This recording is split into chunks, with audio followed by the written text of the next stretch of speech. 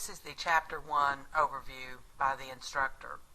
This video overview is to give you an idea of what will be covered and what you should focus on in Chapter 1. It should not replace reading the chapter for important details or completing any activity.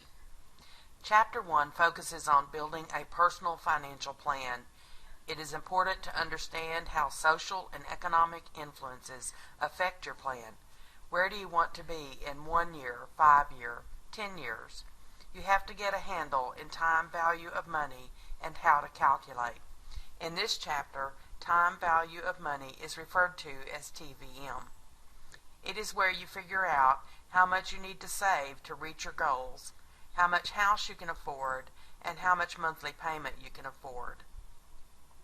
In the remaining chapters, you'll learn how to implement the plan considering such things as career choices, investment, and insurance.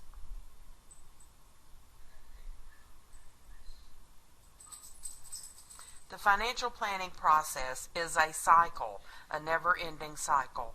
You have to continue to assess where you are, where you want to be, and how you'll get there. You'll need to develop financial goals and perhaps some non-monetary goals along with financial goals that will impact your future. Goals need to have certain characteristics to be of value. General goals like I'm going to start saving money or I'm going to start paying off my savings account do not meet the criteria for goals.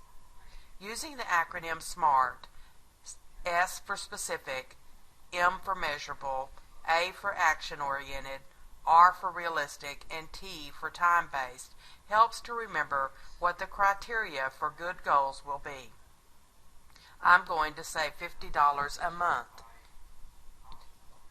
is a realistic, specific, measurable, action-oriented, time-based goal. Short-term goals are less than 2 years. Intermediate-term goals are 2 to 5 years, or long-term goals are over 5 years. Keep in mind, they may not all be monetary. You may need some non-monetary goals such as completing college or getting a certification in order to meet your financial goals. Use the worksheet at the end of Chapter 1 to set your goals. Just set short-term and intermediate goals. You'll use this for one of your assignments. I'm not going to ask you to share anything personal with me, although it is important as we go through the chapters that you think about your own situation. Use time value of money calculations to determine if you are saving enough each month. Time value uses 5 variables: N for number of periods, I over Y or I for interest rate per period, PV starting money in account, equal deposit, how much money you put in each period, and FV, future value, or how much money in the future. Annuity equals your deposit.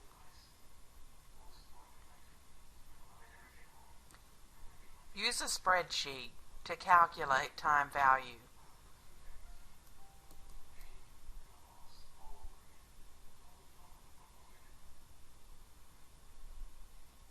If you click in cell C1, once you've set your spreadsheet up, use the function formula,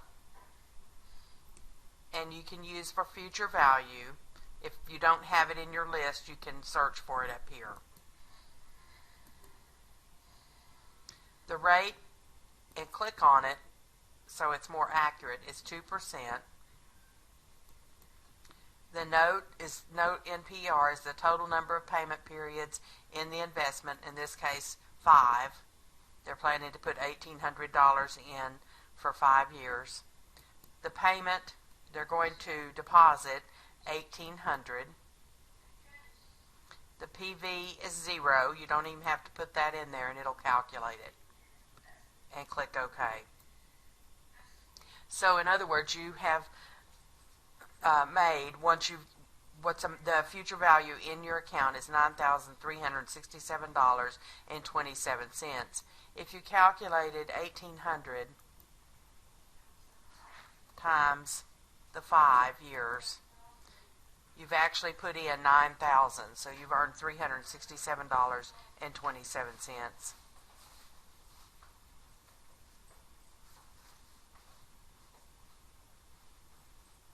In this chapter, we have only covered determine your current financial situation and develop your financial goals in the process. Again, be sure that you have read the chapter and completed all of the activities for more of the information from the chapter. This is only an overview. End of the video.